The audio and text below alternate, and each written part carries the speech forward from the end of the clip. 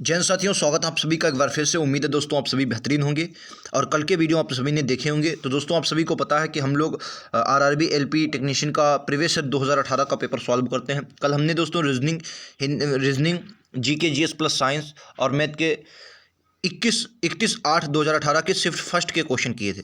आज दोस्तों ये थर्ड शिफ्ट, सेकंड नहीं दोस्तों, माफ़ी चाहेंगे, थर्ड शिफ्ट के क्वेश्चन है। किसके दोस्तों? ये थर्ड शिफ्ट के हम लोग क्वेश्चन करने वाले। बहुत बेहतरीन क्वेश्चन आपको यहाँ पर देखने को मिलेंगे।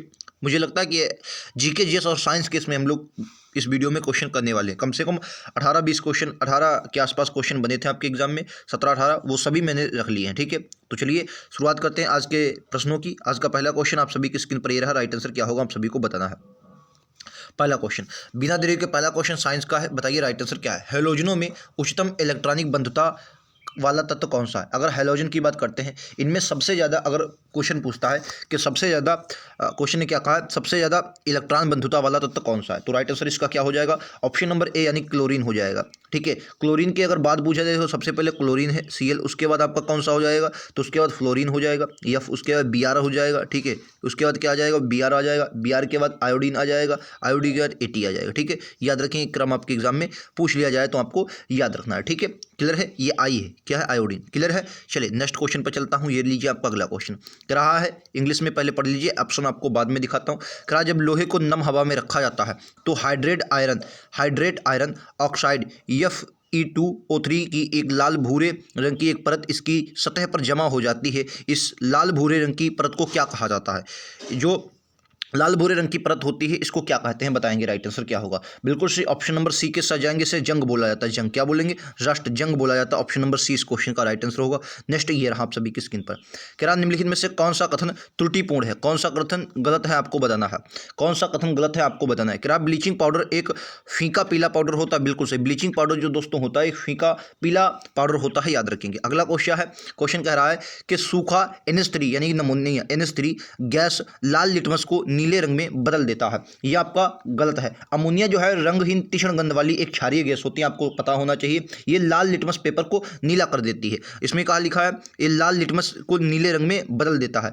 इसमें क्या है, कौन सा त्रुटिपूर्ण है? तो ये NH3 जो है ये आपका गलत हो जाएगा। ऑप्शन नंबर बी इसका गलत हो जाएगा। माफ़ी चाहेंगे, ये थोड़ा गलत है। ऑप्शन नंबर बी नहीं, इसमें और भी ऑप्शन दिए हैं, इधर ऑप्शन दिए हैं। ठीक है, ये आपको ऑप्शन दिए हैं। तो NH3 लाल लिटमस को रंग को नीले में बदल देता है, बिल्कुल सही है। ठीक है, वर्षा का जल, क्वेश्चन कह रहा है कि वर्षा का जो जल होता है उसका पीएच करीब 7 के करीब होता है। बिल्कुल सही, ये भी बता, वर्षा की जल जो होता है उसका पीएच 7 के करीब होता है। अगला क्वेश्चन कह रहा है अम्ल वर्षा का, जो अम्ल वर्षा होती है उसका पीएच 5.6 के करीब होता है। बिल्कुल सही, 5.6 के करीब होता है।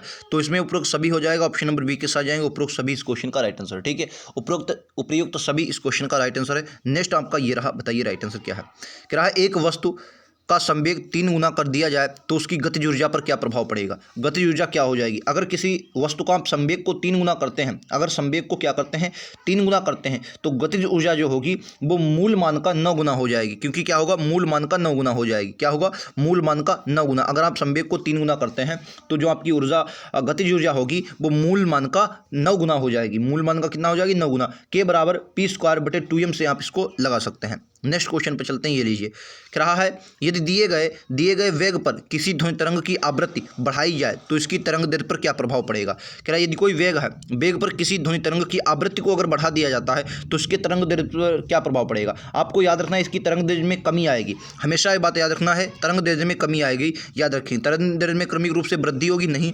वृद्धि होगी, कोई प्रभाव नहीं पड़ेगा। गलत है, कमी आएगी भैया। क्या है, ऑप्शन नंबर डी के साथ जाएंगे। इसकी तरंग दैर्ध्य में क्या आएगी? कमी आएगी, याद रखेंगे। नेक्स्ट क्वेश्चन पर चलता हूं। अगला क्वेश्चन, एक कांड्रा किससे बना होता है? एक कांड्रा किससे बना होता है? राइट आंसर क्या होगा? एक कांड्रा। आपको याद रखना है एक कांड्रा जो होता है केवल कोलेजन फाइबर से बना होता है। किससे?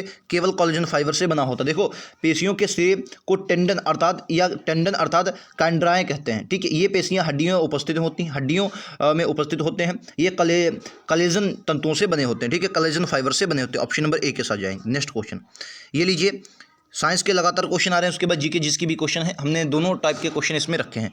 क्या जब डैश की अधिक मात्रा का सेवन किया जाता है तो यह चयापचय प्रक्रिया को धीमा कर देती है और केंद्रीय तंत्रिका तंत्र में अवनति करता है, तो क्या बोलेंगे? जब डैश की मात्रा अधिक अगर आप सेवन कर लेते हैं तो किसकी अधिक मात्रा आप सेवन कर लेते हैं? तो आपको याद रखना है जब आप यानी कि एथनॉल जो आपने होता है, इसकी मात्रा अगर आप अधिक सेवन कर लेते हैं तो आपकी जो तंत्रिका तंत्र होता है उसमें कमी आती है, तंत्रिका तंत्र के आवरण में कमी आ जाएगी। राइट आंसर सी के साथ जाएंगे।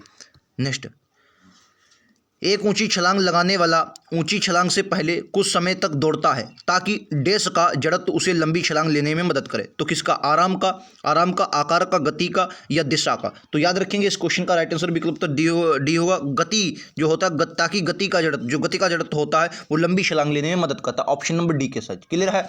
नेक्स्ट क्वेश्चन ये रहा आप सभी की स्क्रीन पर। उस एकमात्र अमेरिकी राष्ट्रपति का नाम बताएं जिन्होंने यूएस सर्वोच्च न्यायालय के मुख्य न्यायाधीश के रूप में भी कार्य किया। ये जीएस के क्वेश्चन यहाँ से स्टार्ट होते हैं।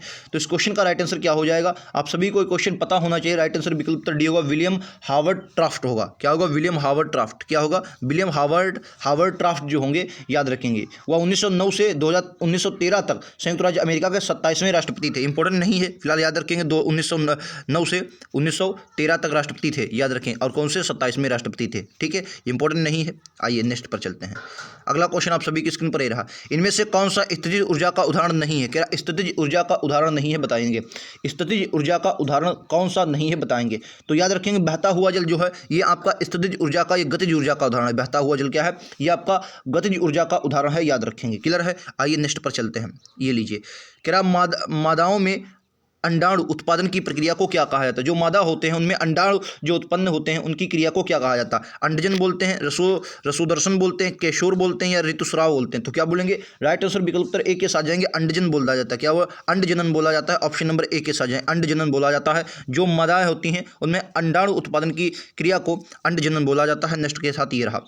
क्या सुएज नहर द्वारा निम्नलिखित में से कौन से दो जल निकायों को जोड़ा गया है? तो मैं आपको अगर चित्र के मानचित्र के अनुसार बताना हूँ तो ये आपका आ जाएगा, इधर आपका ये मिस्र आ जाएगा। ठीक है, ये आपका हो जाएगा मिस्र। ये क्या है दोस्तों? ये आपका मिस्र है। ठीक है, ये मिस्र है। और इधर आपका पड़ता है, ये आपका एशिया महाद्वीप पड़ता है। एशिया महाद्वीप, ये कौन सा? एशिया महाद्वीप पड़ता है। ये कुछ ज़्यादा बड़ा मैंने बना दिया है। एशिया महाद्वीप तुर्की वाला स्थान पड़ता है, छोड़ा। ये एशिया महाद्वीप कौन सा? ये आपका एशिया महाद्वीप है। ठीक है, इधर जो आपका सागर है इसे लाल सागर बोलते हैं। ठीक है, मैं नीले रंग से इसको बना दूं ताकि आपको बहुत अच्छे से समझ में। इधर जो आपका ये सागर है इसे लाल सागर बोलते हैं। क्या बोलते हैं? इसे लाल सागर बोला जाता है। ठीक है, और इधर जो आपका है ये वाला क्षेत्र है इसे भूमध्य सागर बोलते हैं। क्या बोलते हैं? भूमध्य सागर। भूमध्य सागर बोला जाता है। ठीक है, यहाँ से एक नहर निकलती है, इसे अपन लोग बोलते हैं सोज नहर। क्या बोलते हैं? सोज नहर बोलते हैं। इसे क्या बोलते हैं? सोज नहर बोलते हैं। तो याद रखेंगे। तो किसको जोड़ता है? भूमध्य सागर को लाल सागर से। किसको? भूमध्य सागर से लाल सागर को जोड़ता है। राइट आंसर विकल्प उत्तर सी के साथ जाएंगे। भूमध्य सागर को लाल सागर से जोड़ती है सोज नहर। कौन सी नहर? तो याद रखेंगे दोस्तों, सोज नहर। याद रखेंगे 1869 में बनी थी। क्लियर है? नेक्स्ट क्वेश्चन, ब्राउनियन गति की खोज किसने की? जो ब्राउन गति है इसकी खोज किसने की? ब्राउन गति आपने पढ़ी होगी, इंपॉर्टेंट है, तो बताएंगे ब्राउन गति की खोज किसने की? तो राइट आंसर विकल्प उत्तर सी के जाएंगे। रॉबर्ट ब्राउन ने ब्राउन गति की खोज की थी। किसने दोस्तों? रॉबर्ट ब्राउन ने। विकल्प उत्तर सी के साथ जाएंगे। नेक्स्ट क्वेश्चन आप सभी की स्क्रीन पर ये रहा। एक तत्व में नाभिक के 15 प्रोटॉन और 12 न्यूट्रॉन है, इसकी द्रव्यमान संख्या कितनी होगी? तो आप सभी को पता है जो परमाणु संख्या जो होती है, परमाणु संख्या की अगर बात करते हैं इसमें, तो प्रोटोनों की संख्या बराबर न्यूट्रॉनों की संख्या होती है। ठीक है, लेकिन अगर आपसे पूछा है द्रव्यमान की संख्या, तो प्रोटॉन और न्यूट्रॉन की संख्या का योग ही क्या होता है दोस्तों? योग ही क्या होता है? न्यूट्रॉन की द्रव्यमान संख्या होती है। ऑप्शन नंबर डी के साथ जाएंगे, 37।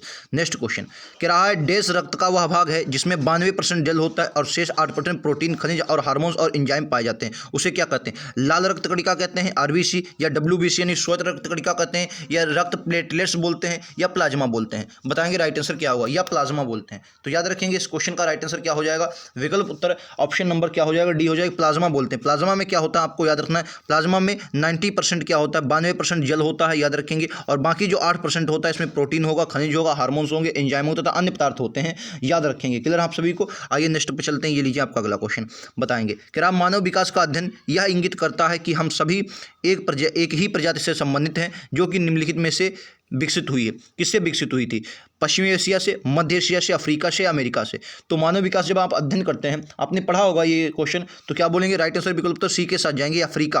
बोला ऐसा माना जाता है कि यह इंगित करता है कि हम सभी एक ही प्रजाति से संबंधित, और निम्नलिखित में से कहा इन सभी का विकास जो हुआ था अफ्रीका में हुआ। जब आप प्लेट टेक्टोनिक थ्योरी पढ़ते हैं, जिसमें आप पेंजिया पेंथोलासा के बारे में पढ़ते हैं, तो आपको ये बहुत अच्छे से समझ में आ जाएगा। ठीक है, ऑप्शन नंबर सी के साथ चलते हैं। नेक्स्ट क्वेश्चन, आज का अंतिम क्वेश्चन देखिए, कह रहा जब कई प्रतिरोध डैश में जोड़े जाते हैं तो इनका संयुक्त प्रतिरोध उनमें से न्यूनतम प्रतिरोध से कम होता है। इनका जो संयुक्त प्रतिरोध होता है उनमें से न्यूनतम प्रतिरोध से कम होता है। तो किस क्रम में इनको जोड़ना है भाई? समांतर क्रम में जोड़ेंगे, वाक्स क्रम में जोड़ेंगे, या क्षैतिज क्रम में जोड़ेंगे, या श्रेणी क्रम में जोड़ेंगे? राइट आंसर इस क्वेश्चन का क्या होगा? राइट आंसर विकल्प उत्तर ए होगा। समांतर क्रम में जब इनको जोड़ा जाता है तो यह प्रक्रिया आपके सामने आती है। विकल्प उत्तर ए इस क्वेश्चन का राइट आंसर है। उम्मीद आप सभी को समझ में आ गया। तो यहाँ तक हमारे जो हमने साइंस और जीएस के क्वेश्चन किए, हालांकि जीके जीएस के क्वेश्चन बहुत कम थे इस सेट में। पिछला जो सेट किया था उसमें जीके जीएस के काफ़ी क्वेश्चन आए थे, इसमें साइंस के क्वेश्चन ज़्यादा थे। उम्मीद है आपको वीडियो पसंद आया होगा। ऐसे ही वीडियो के लिए लगातार चैनल को सब्सक्राइब कर लें, लाइक से सब्सक्राइब करते रहें। मिलते हैं अगले वीडियो में। आज के लिए इतना ही। थैंक यू दोस्तों। जय हिंद, जय भारत।